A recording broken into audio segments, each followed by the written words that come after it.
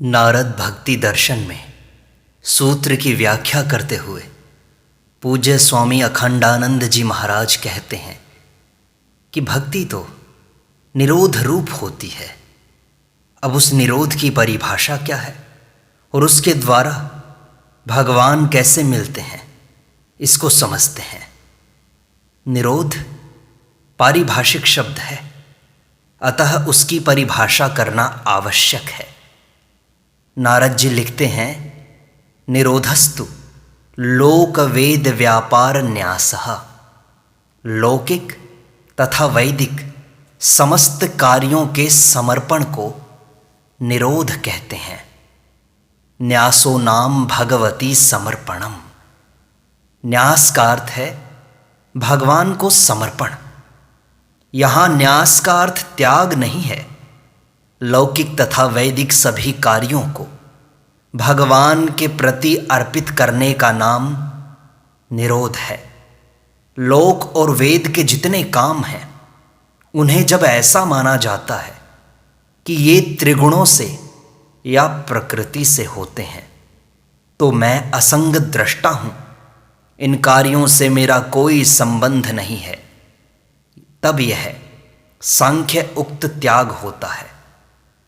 कार्य को जब तक कारण में न डाल दें तब तक कार्य का त्याग संभव नहीं है। अतः ज्ञान में कार्य को उसके कारण प्रकृति में डाल देते हैं।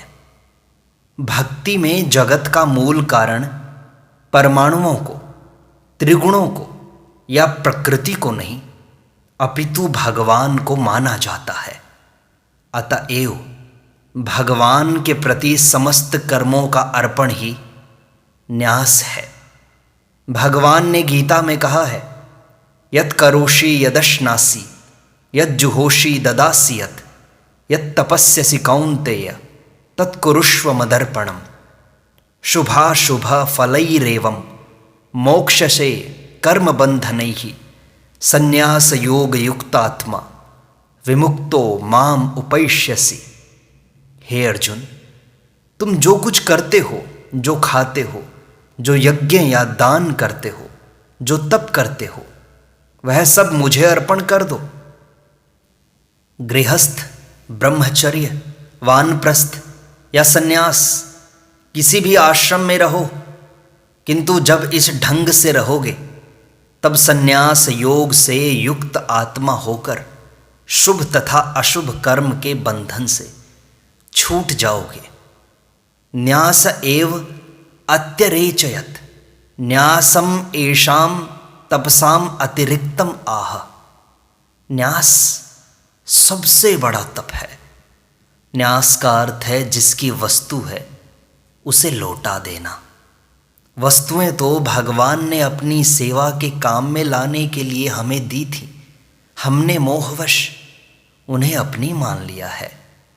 त्वदीयं वस्तु गोविंद तुभ्यमेव समर्पये, इसका नाम न्यास है। हम बड़े परिश्रम से उपार्जन करके 5 रुपये भगवान को दे रहे हैं। यह क्या भगवान पर अपना उपकार लाद रहे हैं क्या? अरे नहीं, यह धन, ये वस्तुएं तो हमारी थी ही नहीं। शरीर में श्रम करने की जो शक्ति है वह भी तो भगवान की है। हमने भूल से इन वस्तुओं को अपनी मान लिया था। अब इन्हें भगवान को सौंपकर हम अपने को चोरी और बेईमानी करने के पाप से बचा रहे हैं, अपनी भूल दूर कर रहे हैं। यत् कृतं यत् करिष्यामि तत्सर्वं न मया कृतं त्वया कृतं तु फलभुक् त्वमेव मधुसूदना। जो कुछ मैंने किया और जो आगे करूँगा वह वस्तुतः न मैंने किया न करूँगा, वह तो तुम ही ने किया है। अतः हे मधुसूदन, उसका फल भी तुम ही प्राप्त करो। इस समर्पण का नाम है न्यास। जो अन्न जल वस्त्र तुम पाते हो उसे भगवान को अर्पण करके प्रसाद के रूप में ग्रहण करो। दुर्गा पाठ के लिए कहा गया है, ददाति प्रतिगृह्णाति नान्यथा एषा प्रसीदति। देवी को समर्पण करके जो प्रसाद रूप में ग्रहण करता है उसी पर देवी प्रसन्न होती हैं। अन्य किसी रूप में ये भगवती प्रसन्न नहीं होती। अतएव लोक वेद का जो भी कर्म करो वह भगवान के लिए करो। अपने लिए काम करोगे तो वह सकाम होगा। कर्म का अभिमान और कर्म का फल, वस्तु एवं वस्तु का भोग, इन्हें अपनी ओर मत खींचो, इनको भगवान की ओर कर दो। श्री चैतन्य महाप्रभु जब सन्यासी हो गए तब उनकी पत्नी विष्णु प्रिया जी भगवन नाम का महामंत्र जप करने लगी। हरे कृष्ण कृष्ण कृष्ण हरे हरे, हरे राम राम राम हरे हरे। एक महामंत्र बोलकर एक चावल पृथक पात्र में डाल देती।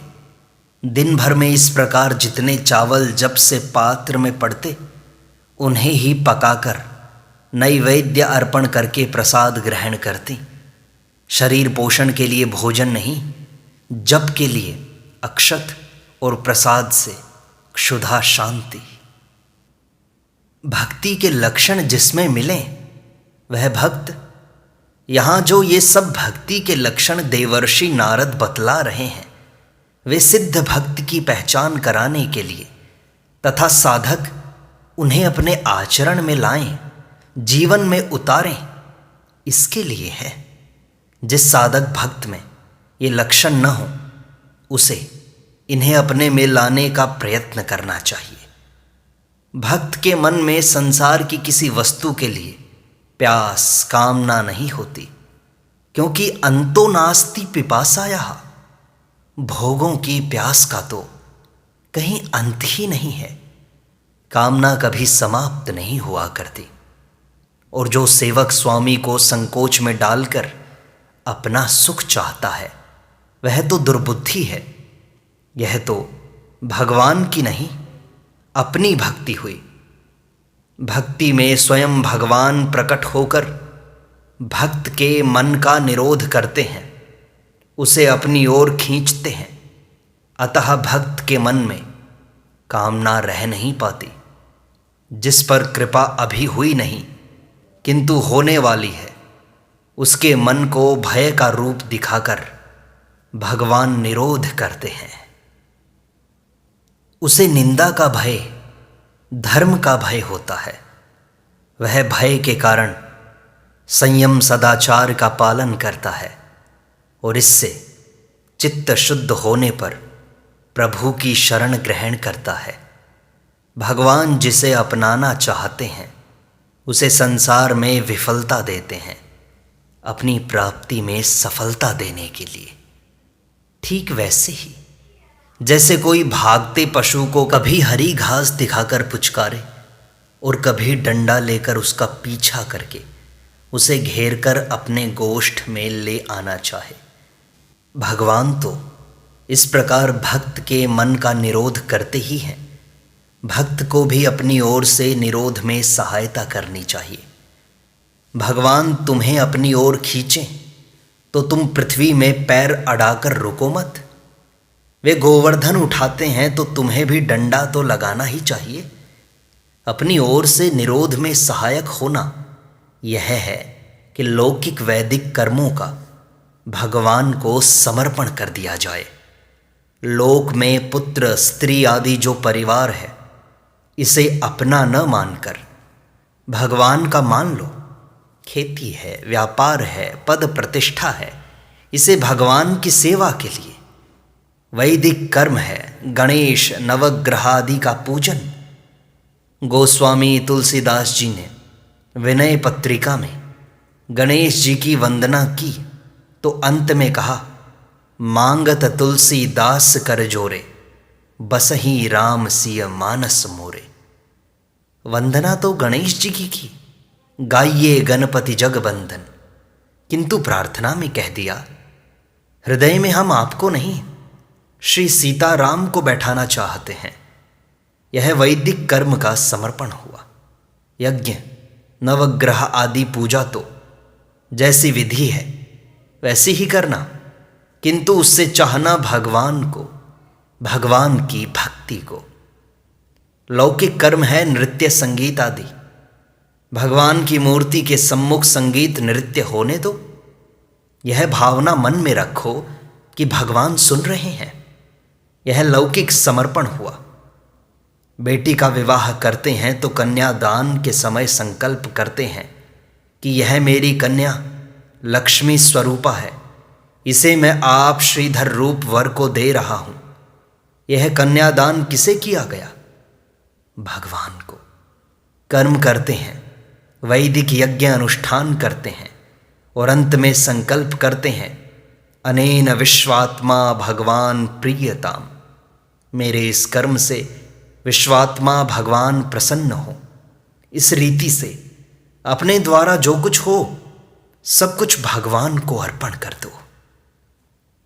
श्रीमद् भागवत महापुराण में आया है, शरीर से, वाणी से, मन से, इंद्रियों से, बुद्धि से, चित्त से, अर्थात क्रिया के रूप में, बोलने, सोचने, विचारने आदि के रूप में, जानबूझकर या अभ्यासवश स्वतः जो कुछ भी होता है उस सबको परम पुरुष भगवान को समर्पित कर दें। ऐसा कर दिया तो अपनी कामना कहाँ रह गई? तुम घर से दूर जाते हो, कहीं विदेश या अन्य नगर में जाकर जब लौटने लगते हो तो यह विचार करते हो कि बच्चों के लिए भी कुछ ले लेना चाहिए। उस समय यह विचार भी होना चाहिए कि भगवान की सेवा में आने योग्य कौन सी वस्तु ले चलनी चाहिए। निरोधस्तु लोक वेद व्यापार न्यासः। नारद जी लिखते हैं इसमें व्यापार का अर्थ है चेष्टा। वैदिक और लौकिक कर्मों के लिए होने वाली चेष्टा मात्र भगवान को समर्पित कर देनी है। निरोध की परिपूर्णता इसमें है कि समस्त कार्य, शरीर, मन, वाणी की समस्त चेष्टाएं भगवान के लिए हों। जैसे शरीर में खुजली उठी, अब अंग को इसलिए मत खुजलाओ कि अपनी खुजली मिटानी है, इसलिए खुजलाओ कि तुम्हें ऐसा करते देख भगवान मुस्कुराते होंगे। इस मार्ग में बहुत सावधानी आवश्यक है।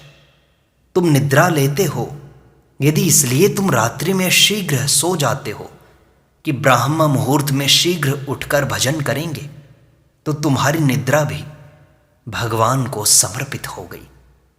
एक सज्जन मरुस्थल में ऊंट पर बैठकर यात्रा कर रहे थे। उनके पास एक पोटली थी। उन्हें ऊंट पर दया आई कि इस पर मेरा और पोटली का भी भार है, अतः पोटली उठाकर उन्होंने अपने सिर पर रख ली। इससे क्या ऊंट से पोटली का भार कम हुआ? इसी प्रकार जिस पर पृथ्वी का भार है उसी पर तुम्हारा भी भार है। जो विश्व की समस्त स्वर्ण राशि का स्वामी है वही लक्ष्मीकांत तुम्हारी तिजोरी में धरे धन का भी स्वामी है। जिस पर संपूर्ण विश्व के पालन का दायित्व है उसी पर तुम्हारे पालन का भी दायित्व है। हम यह करते हैं, हमारा यह दायित्व है, हम यह करेंगे, यह झूठा अहंकार है। इसलिए भगवान को समर्पण कर दो तो भक्ति अपना पूर्ण रूप ले लेती है और भगवान भक्त के अंदर प्रकट होते हैं। वे प्रकट होते हैं भक्त के समर्पण से। इसलिए समर्पण करना सीखो।